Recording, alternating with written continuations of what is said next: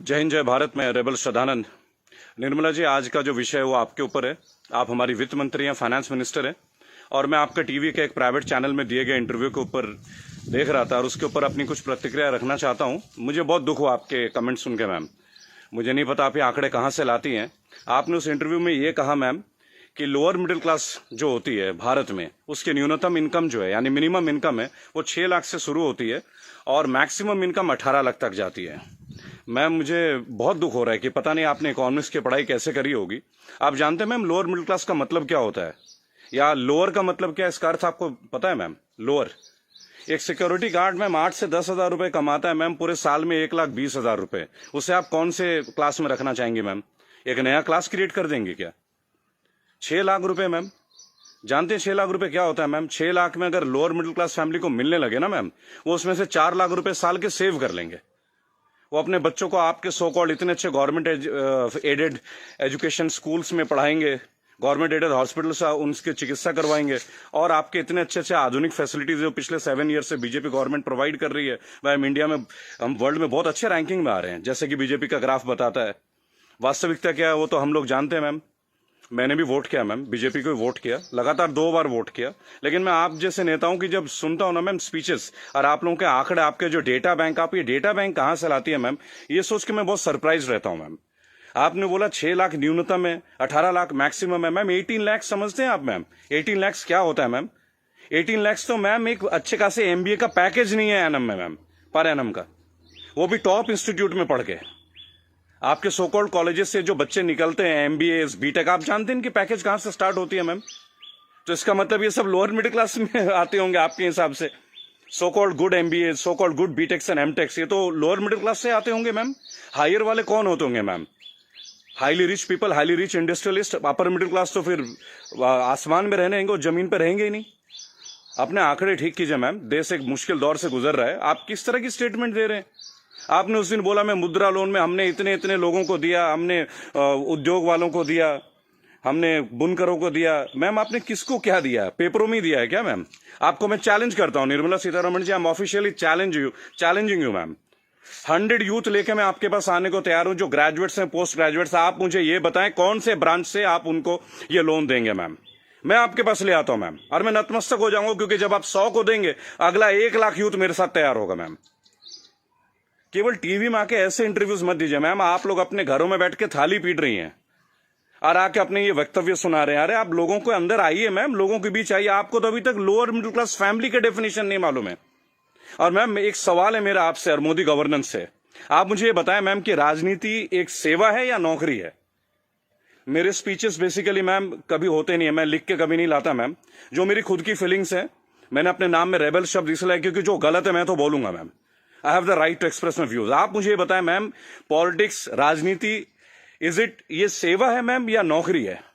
अगर सेवा है तो मैम आप लोग तनख्वाह मत लीजिए मैम, और पेंशन मत लीजिए। इतनी हाई सैलरी है आप लोगों की, इतनी फैसिलिटीज है मैम, टेलीफोन कॉल्स की फैसिलिटी, एसी की फैसिलिटी, बिजली की फैसिलिटी, ड्राइवर की फैसिलिटी, हाई क्लास ट्रेन की फैसिलिटी, फ्लाइट्स की फैसिलिटी, पेट्रोल की फैसिलिटी।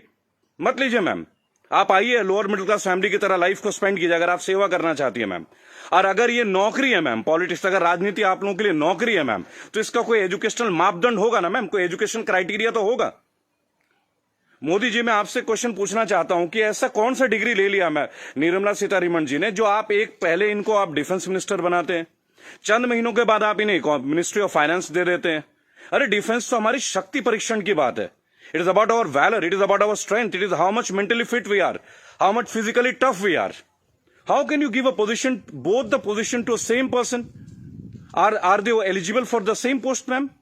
सर क्या ये दोनों सेम पोस्ट के लिए एलिजिबल होते हैं क्या? मुझे लगा था कि आपने कहा था अच्छे दिन आएंगे तो ठीक है, आप क्राइटेरिया को बदलेंगे। सर आपने तो क्राइटेरिया नहीं बदला, आपने तो दूसरे दलों के नेताओं को अपने पार्टी में लेके आ गए, उनको भगवा रंग दे दिया, उनको नेताएं बना दी। मैं दिल्ली में जनवरी मंथ में इंटरव्यू देख रहा था अनुराग ठाकुर का, फरवरी में, देश के गद्दारों को गोली मारो। बड़ी अजीब बात है, हाईली एजुकेटेड है, क्रिकेटर हैं वो, शायद बीसीसीआई के हैं, और तो और अमित शाह के पुत्र जो वो सेक्रेटरी बन जाते हैं। लोगों के ऊपर आप लोगों को बड़ा अच्छा लगता है। आपकी आईटी टीम के ज्यादातर लोग राहुल गांधी को पप्पू पप्पू कप्पू करके बुलाते हैं। देखिए मैंने एक बात सीखा है, अगर आपको हंसना है ना तो सबके साथ हंसे। If you want to laugh, laugh with others, don't try to laugh at others.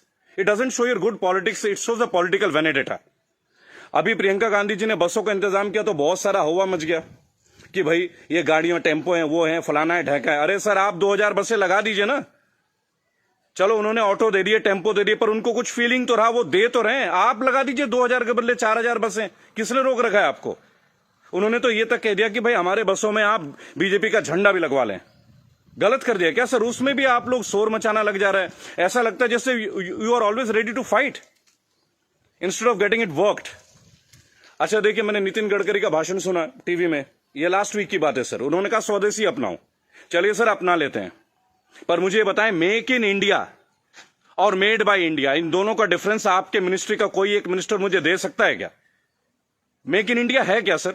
आप जमीन देते हैं सैमसंग को, जमीन देते हैं ओप्पो को, वीवो को, चाइनीज कंपनी को, साउथ कोरियन कंपनीज को, वो आके अपना प्लांट लगाते हैं, इंडियंस को हायर करते हैं, और उसके बाद प्रॉफिट जो है वो उनके अकाउंट में जाता है, सैलरीज आता है इंडियंस के अकाउंट में। तो मुझे ये बता दें कौन सा मेक इन इंडिया सर? आप मेड इन इंडिया कीजिए ना, आप अपने इंडस्ट्रीज लगाइए, आपको पैसा रेवेन्यू अपने पास रोकिए। अगर इतना दम होता ना सर हमारे मैकेनिज्म में, आपको चैलेंज कर रहा हूं, आप मैकडोनल्ड्स की तरह एक आउटलेट बना लेते सर।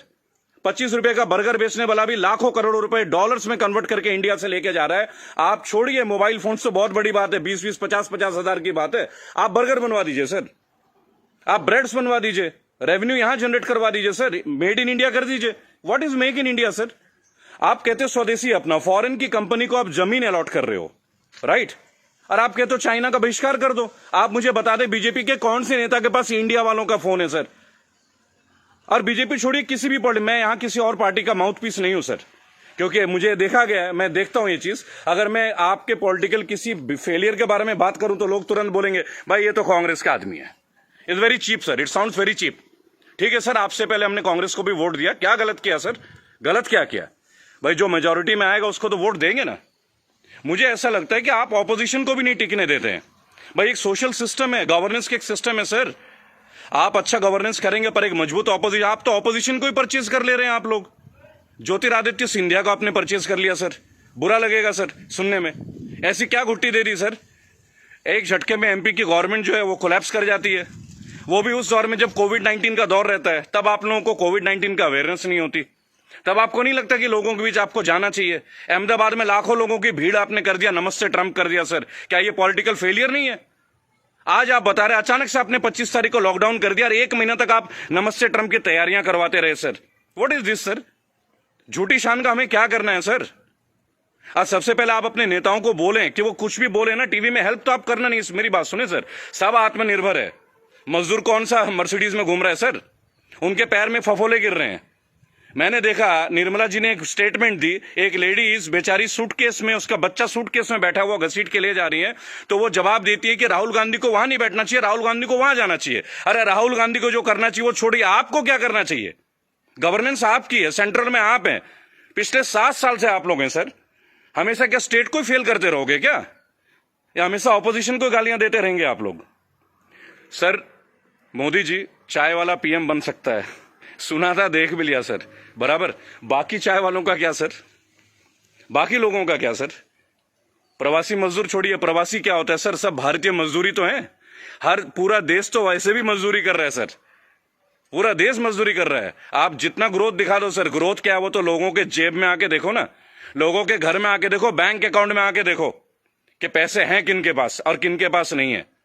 मैं एक रिक्वेस्ट करूंगा सर आपको, आप अपने मिनिस्टर्स को काइंडली एक इंस्ट्रक्शन दें कि वो कुछ भी वक्तव्य दे। बहुत बुरा दौर है सर, इस बुरे दौर में कम से कम स्टेटमेंट्स अच्छे दें। कुछ अच्छा कर ना सके तो अच्छा बोल ही लें, लोग तो अपना कर ही लेंगे ना सर।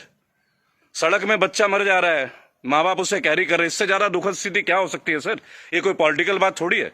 लेकिन मेरा एक सवाल हमेशा आपके साथ रहेगा सर, कि आप एक बात का जवाब जरूर दें। और जो भी लोग इस वीडियो को देख रहे हैं, अगर आपका संपर्क किसी भी पार्टी से है, कांग्रेस से है, समाजवादी पार्टी से है, तृणमूल कांग्रेस के लोगों से, कृपया मेरा वीडियो उन तक पहुंचाएं और उनको बोलें कि ऑपोजिशन इसलिए कमजोर है, केवल एक कारण है, क्योंकि इन पॉलिटिकल ग्रुप्स के जितने भी लोग होते हैं ना सर, जो सो कॉल्ड प्रदेश प्रवक्ता होते हैं, शायद वो बेहद कमजोर हैं। सांबित पात्रा से कैसा बहस कर रहा है मुझे खड़ा कीजिए सर, मैं बताता हूं सांबित पात्रा से क्या बात करनी है, डेटा के साथ। स्मृति ईरानी के साथ बात करना है, मैं करूंगा सर। मैं उनसे पूछूंगा उनका क्या एजुकेशन क्वालिफिकेशन था जो उन्हें शिक्षा मंत्री बना दिया गया था। आप सीबीएसई को हैंडल, मेरे पास बहुत मुद्दे हैं सर, देश के करंट मुद्दे हैं। और सर चिंता मत कीजिएगा, मुझे आपसे कुछ हेल्प नहीं चाहिए सर, प्लीज। फाइनेंशियली मुझे आपसे कोई हेल्प नहीं चाहिए, आपकी पार्टी से तो कम से कम कुछ भी नहीं चाहिए। मेरे दोस्तों, अगर आप ये वीडियो देखते हैं प्लीज शेयर कीजिए। मैं चाहता हूं कि एक बार मंच पे आने का मौका मिले सर। और अर्नब गोस्वामी जी, आप जो जिनको बुलाते हैं दूसरे ग्रुप के लोगों को, बोलते it is my show, it is my show, god damn it, if it is your show why are you calling other people man? Don't call them. अगर आपको लोगों को बुलाना है, बात करना है तो मिलें, बात करें, उनकी सुने। केवल चिल्लाने से आप अच्छा एंकर नहीं बन जाते sir. I am very sorry to say that is the worst type of journalism I have ever seen. I am very unhappy sir. मुझे लगता था आपके अंदर स्पिरिट है, पर आप तो लोगों को शोर मचा के चैनल ब्लॉक कर देते हैं, उसको बाहर कर देते हैं। What is this way of journalism sir? कि मेरे इस सवाल का जवाब दीजिए। मेरे इस क्या फिल्मी शूटिंग करते हैं क्या सर आप? चलिए सर, मुझे बुलाइए अर्नब जी, एक बार अपने चैनल पे बुलाइए मुझे। 5 स्टैटिस्टिक्स पे बात करूंगा, ग्राफ के साथ बात करूंगा, डेटा के साथ बात करूंगा आपके साथ। उसके बाद अगर आपकी बोलती ना बंद कर दी ना सर, तो मेरा नाम बागी श्रद्धानंद नहीं। मैं बीजेपी के अगेंस्ट नहीं सर, मैं बीजेपी गवर्नेंस के अगेंस्ट हूं। मुझे नहीं लगता भगवा पहनने से ही मैं हिंदुत्व का पहचान करा जाएगा। मेरे अंदर बहुत हिंदुत्व है। कमाल की बात देखिए, मेरी आखिरी लाइन है, गौर से सुनिएगा सर। श्रद्धानंद पति मेरा नाम है, जाति से मैं ब्राह्मण हूं, पढ़ा हूं क्रिश्चियन स्कूल से, saint Mary's English high school, और गर्व से कहता हूं सर, फादर हुआ करते हैं वहां पे, फादर गॉल्बर्ट फर्टैडो, अब नहीं रहे सर, हमारे फॉर्मर प्रिंसिपल। क्या कमाल की शिक्षा दी है सर। इतने आईआईटीएन से निकलते हैं सर, कभी आप लोगों की जरूरत नहीं पड़ी सर। मुझे ताज्जुब लगता है, अंगूठा छाप के नीचे एमटेक वाला बंदा काम कर रहा है और हम उनको सुन रहे हैं। What the hell is going on sir? कहां है आपके अच्छे दिन? बुलाइए ना सर एक बार चैनल में। आपके जितने भी प्रवक्ता है ना सर, जितने भी प्रवक्ता है, अगर 10 मिनट का टाइम दे देना सर, उनकी बोलती बंद कर दूंगा। जय हिंद, जय भारत। मैं जानता हूं बहुत सारे लोग मेरे बातों से शायद नाराज हो, पर नाराज होना आपका काम है सर, मेरा नहीं।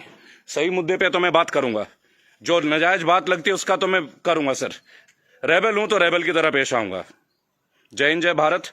अगला मुद्दा 2 या 3 दिन के अंदर स्टैट्स के साथ आऊंगा सर। और मेरे दोस्तों, मैं दोबारा एक रिक्वेस्ट करता हूं, काइंडली अगर आप लोगों के पास कोई कॉन्टैक्ट है, मेरा वीडियो तमाम पॉलिटिकल ग्रुप्स के पास भेजें, एक मंच पे आने का मौका दें। इन्हें बताऊंगा सर, इन्हें बताऊंगा इन्होंने झारखंड के लिए क्या किया है, इन्होंने बंगाल के लिए क्या किया है, इन्होंने केरल के लिए क्या क्या, अरे उत्तर प्रदेश के लिए क्या क्या, वो भी बता दूंगा। हम भगवा में, उत्तर प्रदेश में सबसे महंगी बिजली हमारे यहां आती है। ये है ना अच्छे दिन।